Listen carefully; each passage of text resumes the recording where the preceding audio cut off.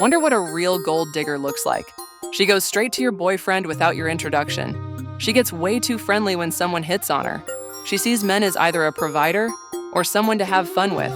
Moments like this are what make the White Lotus so addicting. The fact that everything is in the details. All right, White Lotus fans, let's talk about Rick and Chelsea, a couple that started out as rich guy and his gold digger girlfriend, but has turned into something way deeper. At first, Rick looks like just some wealthy dude having a midlife crisis, but he's actually one of the smartest characters in this season. He reads people, he senses danger, and oh yeah, he might just be here for revenge. And Chelsea? She's not just in it for the cash, there's real love here. So buckle up, because we're diving into why Rick and Chelsea are the weirdest yet sweetest couple in the White Lotus, and whether Rick is the one pulling the trigger by the end of the season.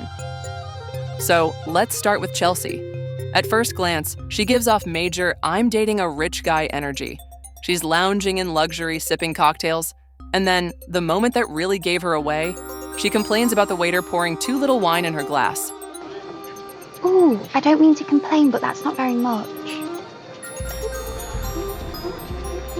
She wants you to taste it. Like, girl, this is the White Lotus, not bottomless mimosas at brunch. That right there tells us she's not used to this world.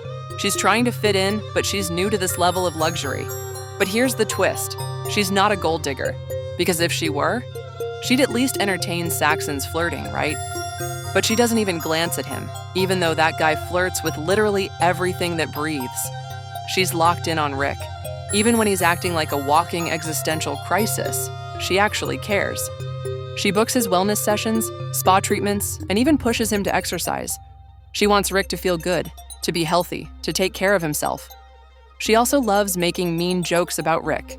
She'll tease him, roast him, and Rick just tolerates it like it's completely normal. It's honestly so fun to watch. Rick's remark about Chloe being a prostitute is another key moment.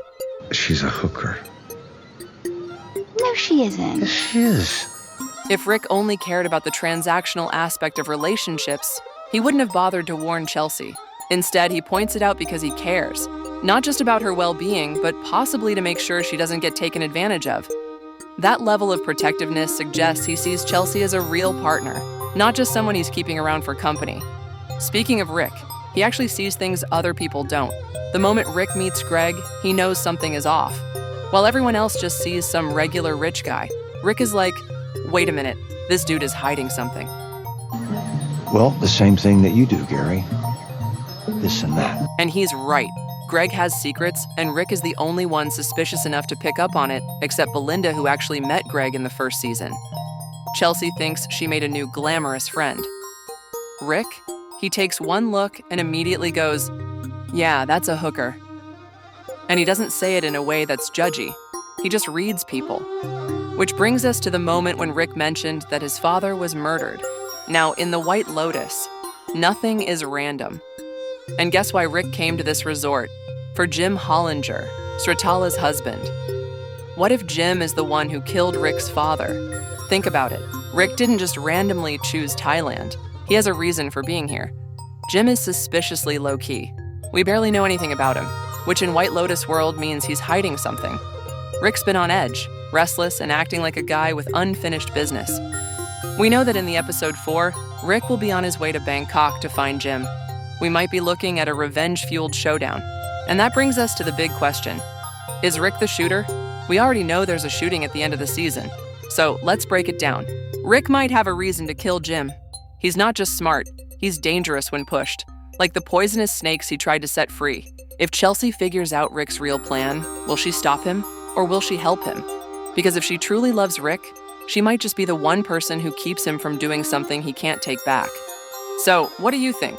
Are Rick and Chelsea the weirdest yet sweetest couple in the White Lotus? Is he on a revenge mission? And most importantly, is he the one who pulls the trigger? Drop your theories in the comments. Hit that like button if you think Rick is about to go full John Wick, and subscribe for more White Lotus chaos. See you in the next one.